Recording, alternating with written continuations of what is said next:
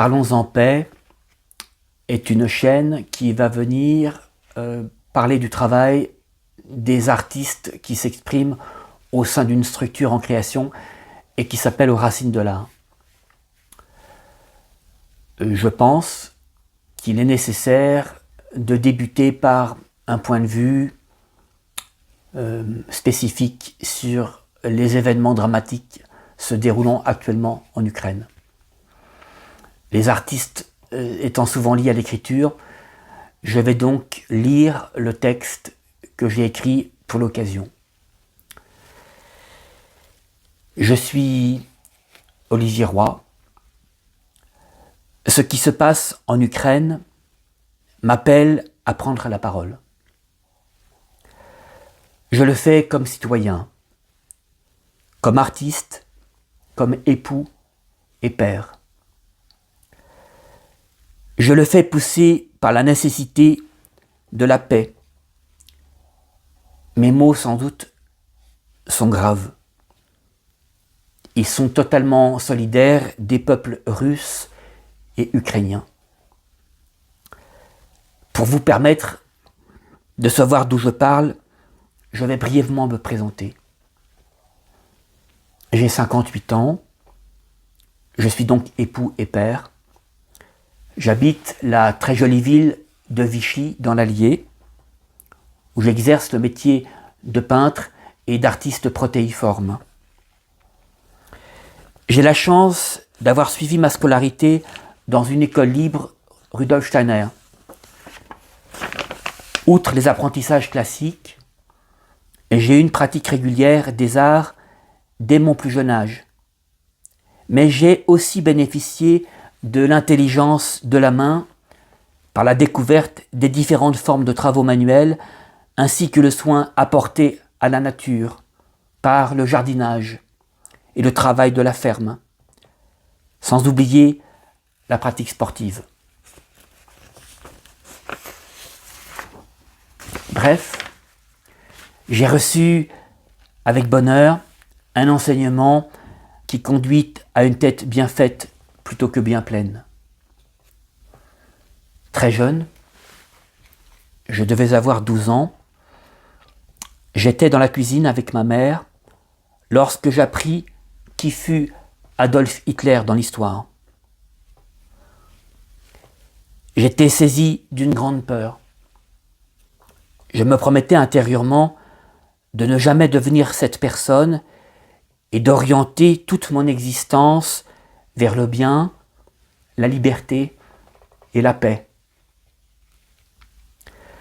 Adolescent, avec mes camarades de classe, nous prenions conscience de la catastrophe que représente pour le genre humain tout entier la présence de l'arme nucléaire sur la Terre. Nous tractions à la sortie du RER des prospectus sur le livre de la paix, écrit par Bernard Benson, un Anglais, qui éveillait le lecteur à ce que serait une guerre nucléaire. Nous louions des salles pour projeter des films de sensibilisation. Je faisais des radios pour parler de nos convictions éthiques et morales. C'était au tout début des radios libres. L'acteur Yves Montand défendait ce livre comme il le pouvait à la sortie de ses spectacles. Après des études de cinéma et de théâtre, comme jeune acteur, je me spécialisais dans le travail sur la voix et l'emploi du chœur parlé ou chœur antique dans mes spectacles. Par mon expérience de la parole et d'homme de théâtre, je fus appelé à résoudre des conflits au sein d'organismes professionnels. Et résoudre des conflits, c'est possible. C'est nécessaire. Et nous devons résoudre ce conflit en Ukraine. Après 25 ans de théâtre, je créai à Chatou, dans les Yvelines, 3 magasins de distribution d'alimentation biologique, sous une enseigne nommée Point Bio. J'ai donc aussi une expérience solide de 10 ans comme chef d'entreprise. Aujourd'hui, à l'Est, sonne le bruit du canon. Des femmes, des enfants, des vieillards meurent. Des jeunes gens, des militaires meurent de la guerre. La paix véritable est la seule issue. Il n'y en a pas d'autre. Nous, Français, saurons-nous écouter tous les belligérants? Saurons-nous écouter la partie russe et ce qu'elle a à nous dire? Saurons-nous voir la partie ukrainienne? Saurons-nous voir nos torts et tous les malheurs que nous avons causés, nous, occidentaux? Je vais vous raconter une histoire vécue, une histoire vraie. Au début des années 2000, j'étais amené à employer sur mes spectacles un jeune Croate, un garçon immense de 2 mètres, les yeux bleus, une crinière de lion. Je vais taire son nom, car je ne veux pas qu'il lui arrive malheur. L'amitié aidant, il se confia de plus en plus. Il était tireur d'élite, disait-il, dans l'armée croate. Très bon, il pouvait faire le carton à plusieurs centaines de mètres. Il me raconta des choses épouvantables. Les Serbes et les Croates vivaient dans les mêmes villages. La nuit, son équipe, connaissant le village, passait et marquait les maisons occupées par les Serbes. Puis, une deuxième équipe passait et exterminait tout le monde dans la maison. Un jour, après plusieurs choses difficiles à vivre, il m'avoua dans un souffle au téléphone. « Olivier, j'ai tué des tas de gens. »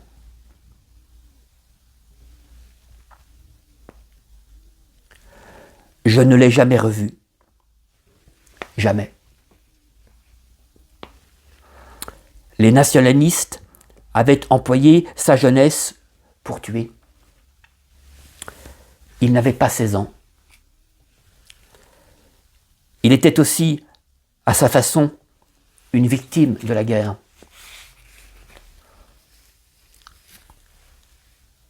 Plus tard, j'ai été invité par l'État serbe à venir jouer au festival de Novi Sad, une ville universitaire.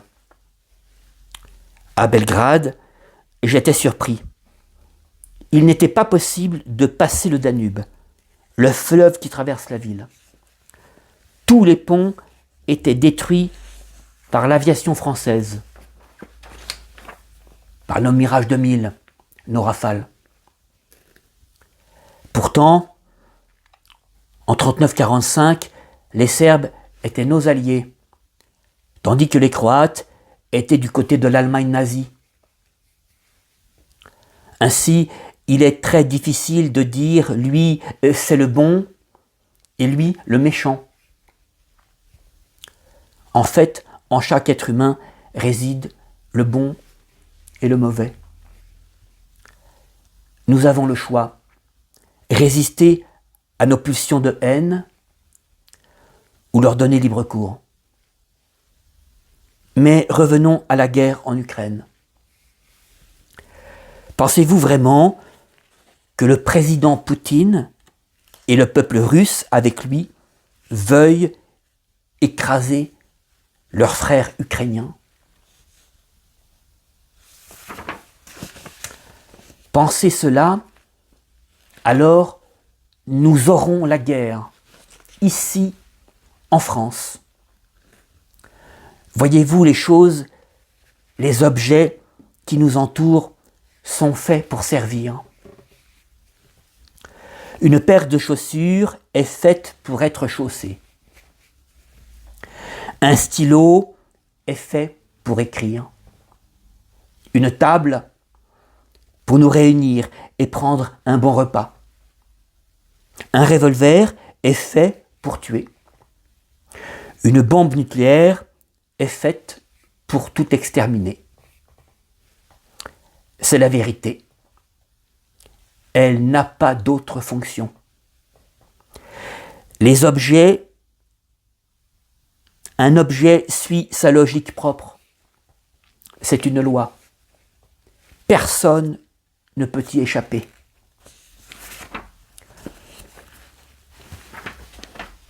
Écoutez nombre de ceux qui prennent publiquement la parole. Nos dirigeants, ils n'ont presque aucune conscience. Alors que dans ma jeunesse, on nous parlait que de dissuasion, c'est-à-dire l'arme nucléaire n'est faite que pour ne pas servir, elle dissuade quiconque veut nous attaquer. C'était la chanson. Mais dire cela, c'est mentir. Les objets créés ont leur volonté propre. Aujourd'hui, on envisage très tranquillement l'usage du nucléaire pour résoudre les problèmes. Les Américains fabriquent de petites bombes, de petites catastrophes, afin de pouvoir l'employer. On s'habitue au fait de la catastrophe, de la fatalité. D'innombrables films, presque tous américains, placent l'action du film après la catastrophe nucléaire. Elle a donc eu lieu. Ainsi, on s'habitue à leur emploi, on s'habitue à cette possibilité pour le devenir humain. Mais voulons-nous de tels moyens de destruction ? A-t-on jamais été consulté ? Avons-nous jamais voté pour dire oui ou non à des moyens de destruction aussi absolus, aussi totals, aussi profondément méchants, cruels et vides ? Les Américains ont-ils eu le choix ? Et les Russes ? Et les Anglais ? Les Chinois connaissent-ils vraiment ces armes ? Les Français, les Indiens, les Israéliens, les Pakistanais sont-ils demandeurs ? Les Italiens veulent-ils des armes nucléaires sur leur terre bien-aimée ? A-t-on demandé au peuple d'Afrique s'ils souhaitaient voir leurs voisins européens être armés jusqu'à tout détruire ? Pas d'erreur. Je ne suis pas angélique. Je sais, j'ai absolument le sens des réalités. Et la réalité veut que quelque part sur cette terre, une nation se dresse en toute connaissance de cause et fasse le choix réfléchi d'abandonner purement et simplement ces armes-là. Elles sont inhumaines, absolues dans le mal et dans la destruction. Elles sont la catastrophe. Nous, les citoyens du monde, nous le savons, et nous n'acceptons plus que de telles décisions se fassent sans nous.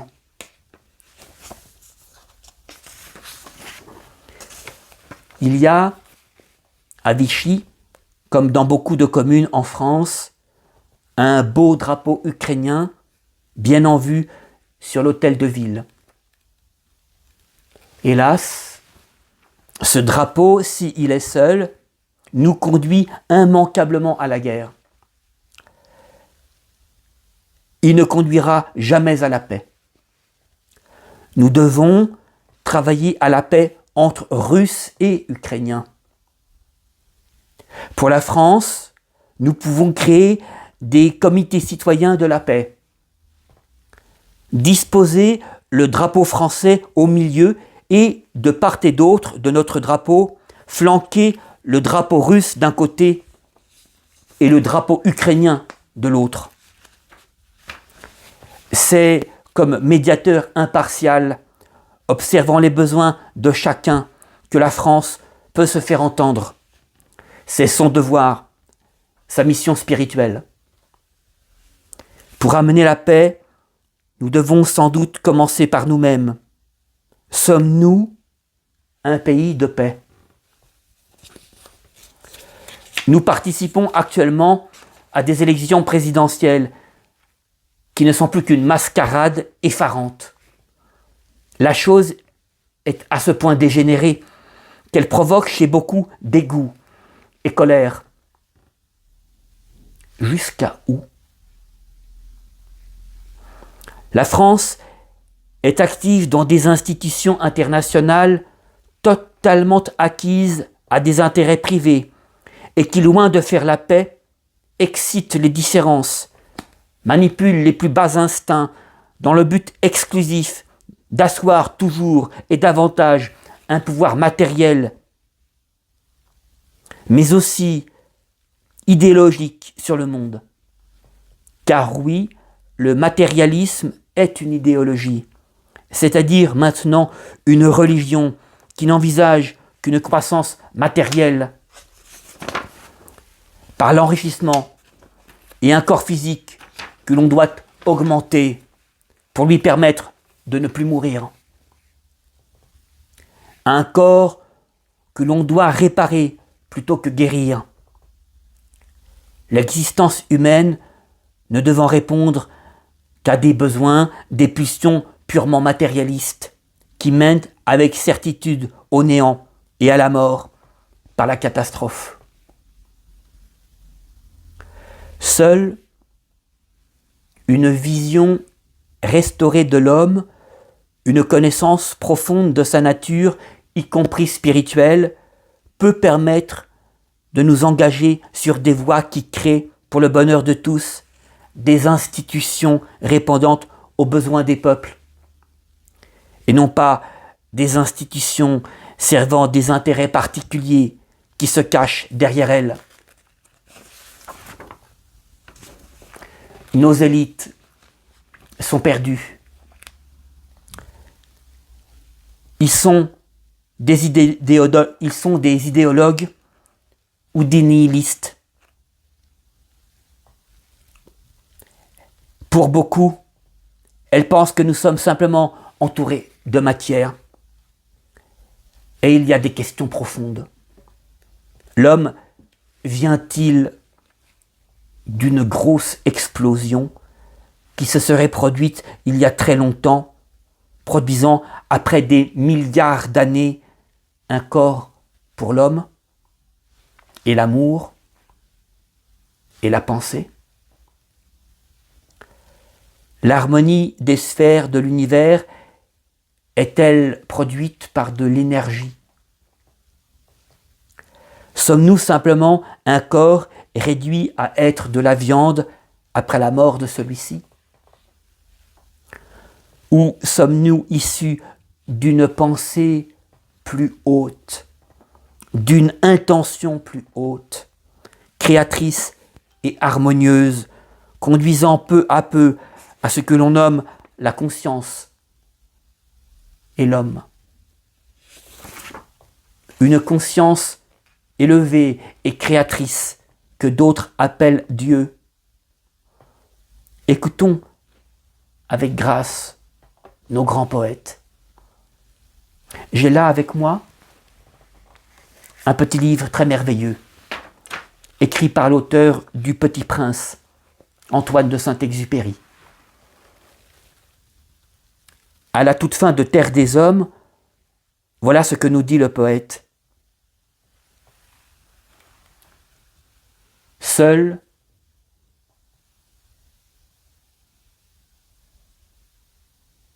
l'esprit qui souffle sur la glaise peut créer l'homme. Seul l'esprit qui souffle sur la glaise peut créer l'homme. Croyez-moi, il n'y a pas d'autre alternative dans l'époque où nous sommes que la paix. Voyez-vous,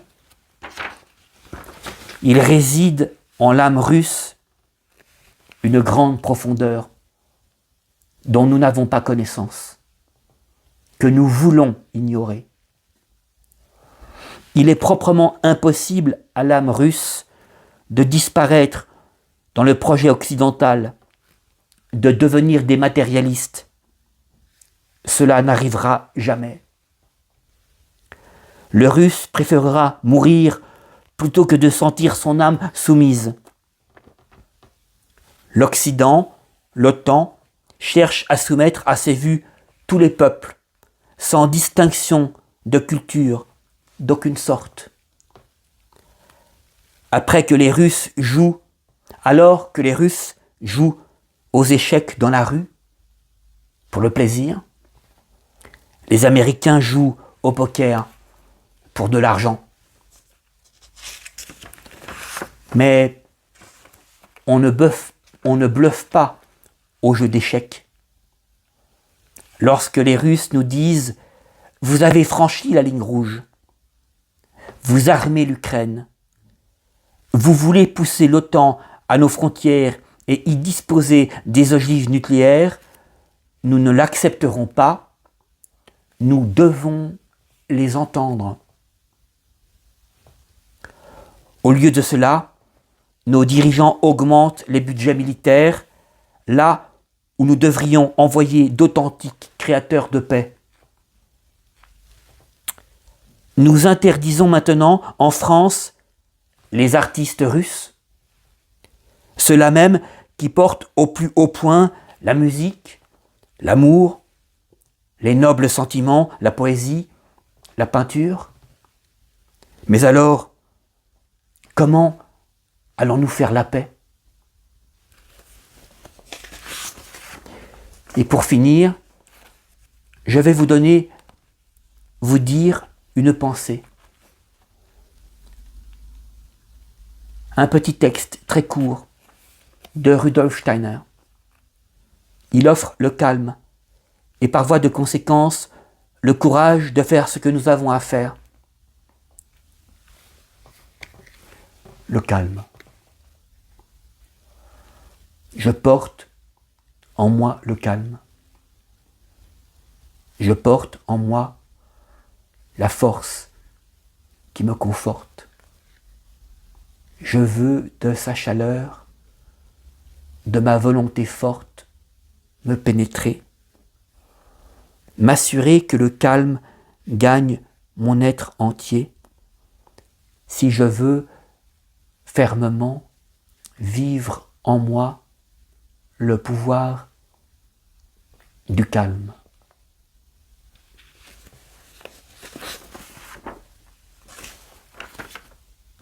Mes amis, avec patience, avec amour, nous devons écouter. Il ne s'agit pas d'une blague. Il existe des méthodes, des techniques pour se parler et écouter. Il semble que nos dirigeants ne les connaissent pas. À nous de les inspirer pour qu'ils prennent des décisions en rapport avec la réalité. Essayons justement de comprendre ce qui se passe en Ukraine, d'être des hommes fraternels et de bonne volonté pour que les Russes et les Ukrainiens vivent en paix.